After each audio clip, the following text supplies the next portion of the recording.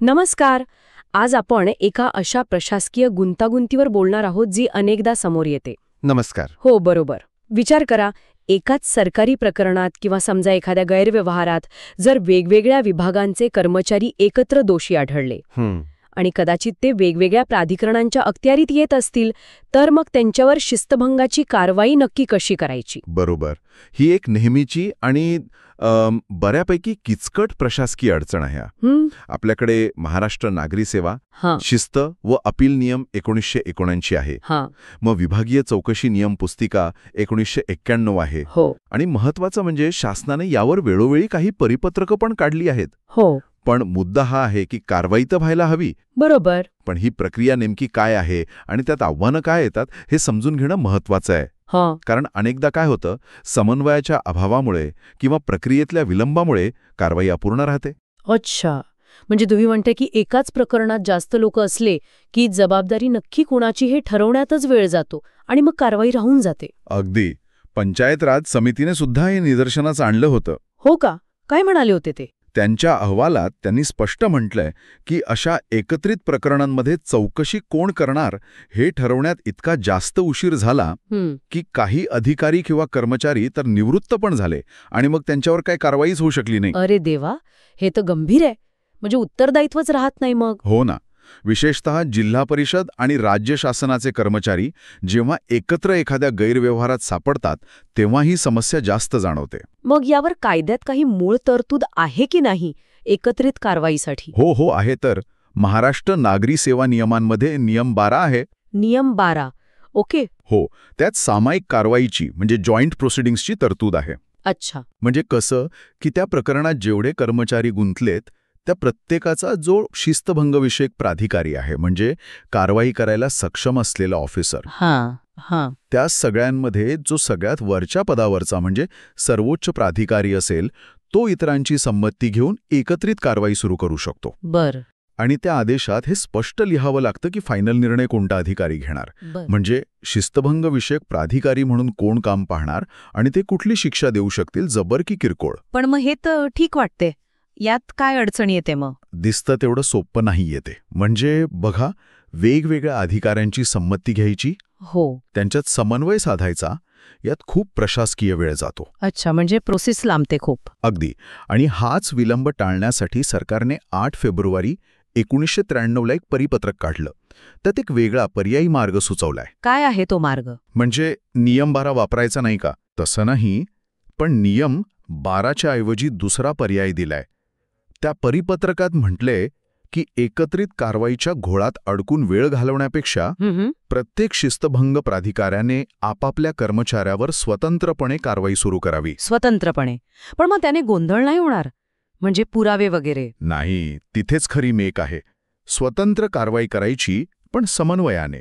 अच्छा, ते कसं? म्हणजे ज्या ऑफिसमध्ये तो गैरव्यवहार झालाय त्या ऑफिसने आधी एक व्यवस्थित अचूक दोषारोपण पत्र तयार करायचं आणि ते संबंधित अधिकाऱ्यांकडे पाठवायचं, शक्यतो 3 महिन्यांच्या आत. आणि मग पुढे समजा कर्मचाऱ्यांनी दोष नाकारले तर मग चौकशी अधिकारी एकच नेमायचा.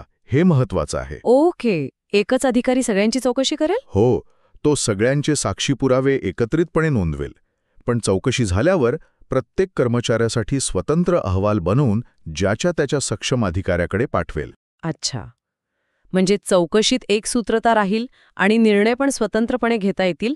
विलंब टाळायला मदत होईल. अगदी बरोबर. आणि जिल्हा परिषदेच्या केसमध्ये तर मुख्य कार्यकारी अधिकाऱ्यांवरही दोषारोपपत्र वेळेत पाठवण्याची जबाबदारी टाकली आहे. हे झालं सामान्य प्रकरणांचं. पण काही विशेष योजना असतात, जसं की रोजगार हमी योजना.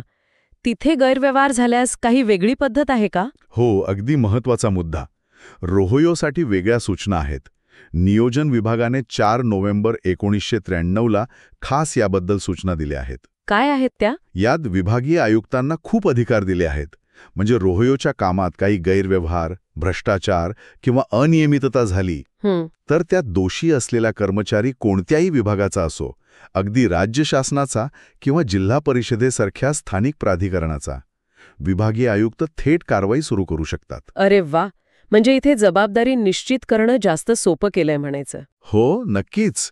इतकंच नाही तर वर्ग 3 आणि वर्ग 4च्या कर्मचाऱ्यांबाबत तर सर्व प्रकारच्या शिक्षा म्हणजे किरकोळ आणि जबर देण्याचे पूर्ण अधिकार विभागीय आयुक्तांना आहेत. आणि वर्ग 1 आणि 2च्या अधिकाऱ्यांचं काय? त्यांच्या बाबतीत विभागीय आयुक्त सौम्य शिक्षा देऊ शकतात, पण जर जबर शिक्षा द्यायची असेल तर त्यांना ते प्रकरण शासनाकडे म्हणजे नियोजन विभागाकडे पाठवावं लागतं. बरं. आणि इथे अजून एक गोष्ट, समजा वेगवेगळे नियम लागू होत असतील ज्यामुळे तांत्रिकदृष्ट्या एकत्रित चौकशी शक्य नसेल, तरीही प्रकरण एकाच चौकशी अधिकाऱ्याकडे देऊन सुनावणी एकत्र घेता येते आणि अहवाल वेगवेगळे सादर करता येतात. आणि जर कर्मचारी बदली होऊन दुसरीकडे गेला तर? तरी काही फरक पडत नाही.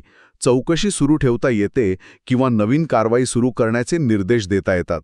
कारवाई थांबत नाही. ओके, म्हणजे रोह्योसाठी एक जास्त सक्षम आणि वेगवान यंत्रणा उभी केली असं दिसतंय. हो, आणि विभागीय आयुक्तांच्या आदेशाविरुद्ध अपील करायचं असेल तर ते नियोजन विभागाकडे करता येतं. तर एकंदरीत काय दिसतंय की एकाच प्रकरणात अनेक कर्मचारी गुंतलेले असले की कारवाई करणं हे खरंच एक गुंतागुंतीचं काम आहे. बरोबर. एका बाजूला आपल्याला वाटतं की एकत्रित कारवाई व्हावी म्हणजे सुसूत्रता येईल, पण दुसऱ्या बाजूला त्यातून होणारा विलंब टाळण्यासाठी स्वतंत्र पण समन्वित कारवाईचा मार्ग पण ठेवला आहे. अगदी. एक प्रकारचा समतोल साधण्याचा प्रयत्न आहे हा. या सगळ्या नियमांचा आणि सूचनांचा मूळ उद्देश काय आहे? तर प्रशासकीय कार्यक्षमता वाढवणं आणि त्याचबरोबर नैसर्गिक न्यायाचं पालन करणं. प्रत्येकाला आपली बाजू मांडायची संधी मिळायला हवी. बरोबर. आणि दोषींवर कारवाई वेळेत आणि प्रभावीपणे व्हायला हवी. रोह्योसारख्या महत्त्वाच्या योजनांमध्ये तर हे अजून गरजेचं आहे, म्हणून तिथे अधिक स्पष्ट अधिकार दिलेले दिसतात. हे सगळं ऐकल्यावर माझ्या मनात एक विचार येतोय. बोला. की कागदावर तर इतके नियम आहेत, इतक्या प्रक्रिया आहेत, सगळं अगदी स्पष्ट दिसतंय, पण प्रत्यक्षात खऱ्या अर्थाने गैरव्यवहार करणाऱ्यांवर वेळेत आणि परिणामकारक कारवाई होते का? हा खूप महत्त्वाचा प्रश्न आहे.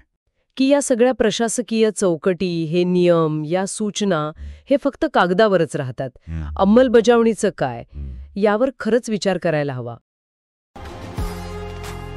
ही क्लिप श्री विष्णुकांत बोरसे, विभागीय चौकशी अभ्यासक, पुणे यांनी तयार केली आहे. ही माहिती तुम्हाला उपयुक्त वाटल्यास कृपया लाईक करा, शेअर करा आणि चॅनलला सबस्क्राईब करा. व्हिडिओ पाहिल्याबद्दल धन्यवाद.